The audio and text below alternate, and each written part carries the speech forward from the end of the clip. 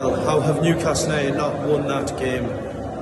It's becoming a really bad habit, throwing the lead away. You know, in the closing stages, Newcastle did have a shaky first half, but after the break, they were tremendous, really, in an offensive sense. You know, going 2-1 up, we got back into it with the penalty from Anthony Gordon. Then Miley headed home, and it was looking like it was going to be a glory night for Newcastle. Gordon hitting the post, Murphy hitting the post. Newcastle had other chances as well, but in the end, he could not hold on to that lead. Grimaldo punishing Newcastle, and you just can't believe that they managed to let those three big Champions League points slip through their fingers, and Newcastle have left this stadium with only a point to show for their efforts.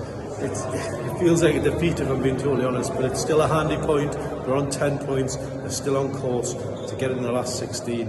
Whatever way they do, whether it's a playoff or automatically, we'll have to wait and see. But Newcastle should have won that game, but failed. They go into the derby on Sunday against Sunderland, and we spoke to Eddie Howe tonight in depth about that derby, and some brilliant quotes from Eddie Howe to come from that embargoed section. He held his Sunderland press conference here in Leverkusen, so just before he left, so you will see them in the next couple of days. So lots of good stuff to read and analyse in the next couple of days.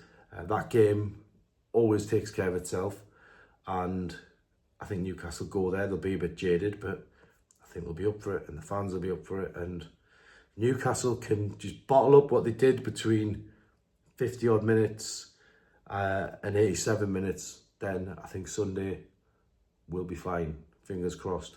But I'll sign off there tonight. I'm going to be more positive than negative with this one. I think it's been a great trip.